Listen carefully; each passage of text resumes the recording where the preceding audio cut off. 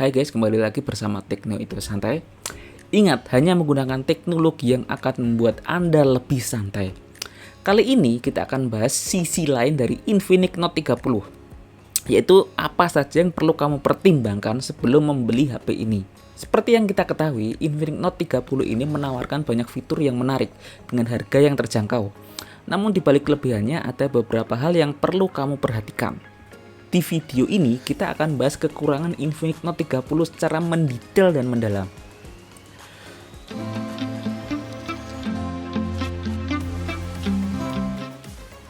Kesimpulan yang akan saya jelaskan terkait HP Infinix Note 30 ini adalah sebagai berikut.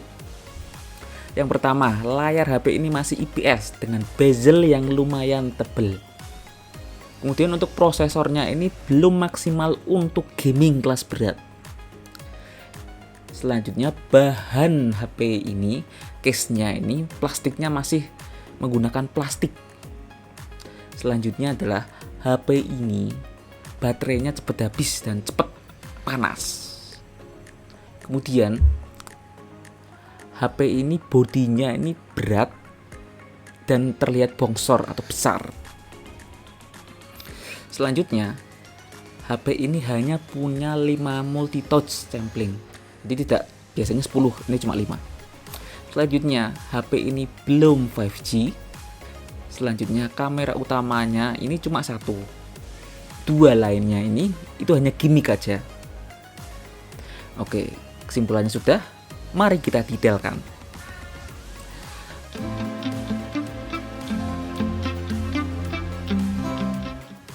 Kekurangan yang pertama, layar masih IPS dengan LCD refresh rate 120Hz dengan bezel yang lumayan tebal.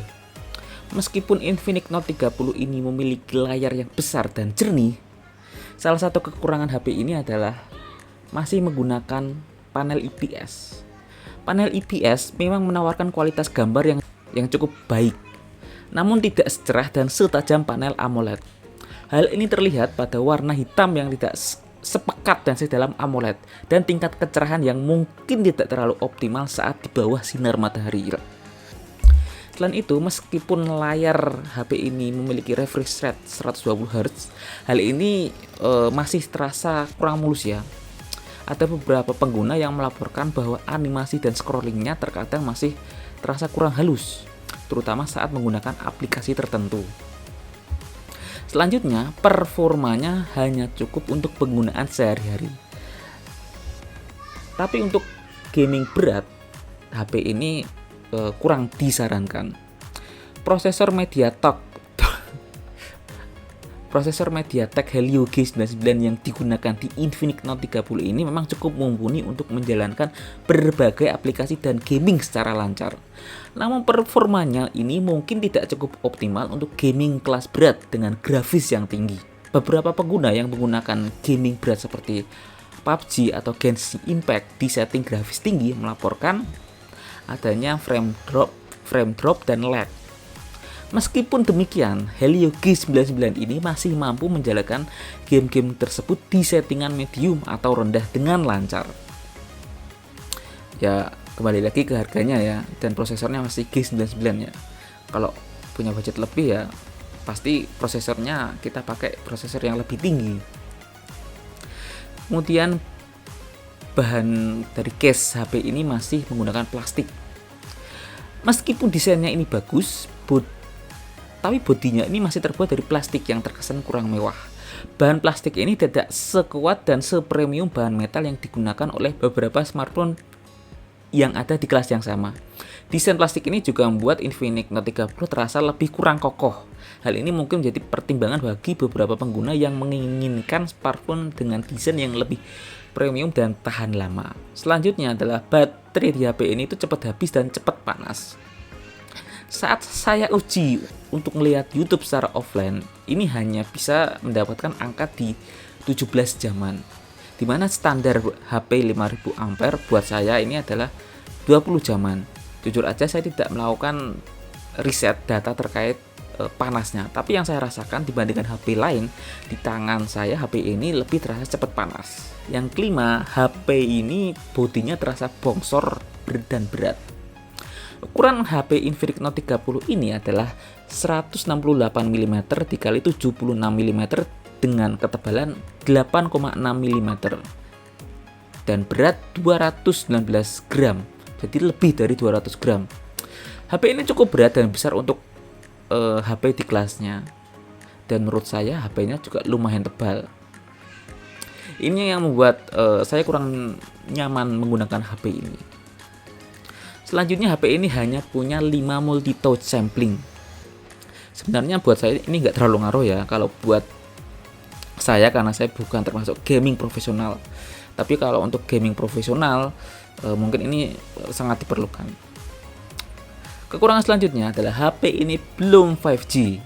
Ini sangat normal ya kalau kita melihat harganya yang ada di bawah 2 jutaan. Kekurangan selanjutnya, kamera utamanya ini kamera utamanya cuma satu aja. Dua lainnya ini hanya gimmick. Entah itu depth sensor, entah itu AI, tapi menurut saya nggak begitu berfaedah. Nah, itu beberapa kekurangan dari Infinix Note 30.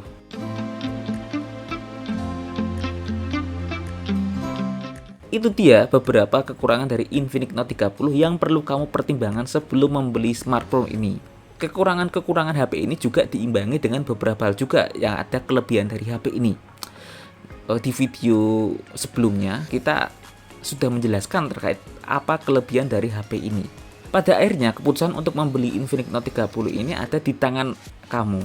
Pertimbangkan kebutuhan dan budget kamu untuk memutuskan membeli smartphone ini. Saya ulangi, kesimpulan yang saya jelaskan terkait HP ini Infinix Note 30 ini adalah sebagai berikut. Layarnya masih IPS, performanya G99-nya ini masih tergolong standar. Terus bahan plastiknya ini terasa kurang kokoh, baterainya cepat habis dan terasa cepat panas, bodinya terasa bongsor dan berat. Hanya punya 5 multi-touch sampling, belum 5G. Terus ada 3 kamera tapi hanya ada 1 kamera utama, lainnya itu hanya gimmick. Itu kekurangan dari Infinix yang saya rasakan setelah saya menggunakan HP ini.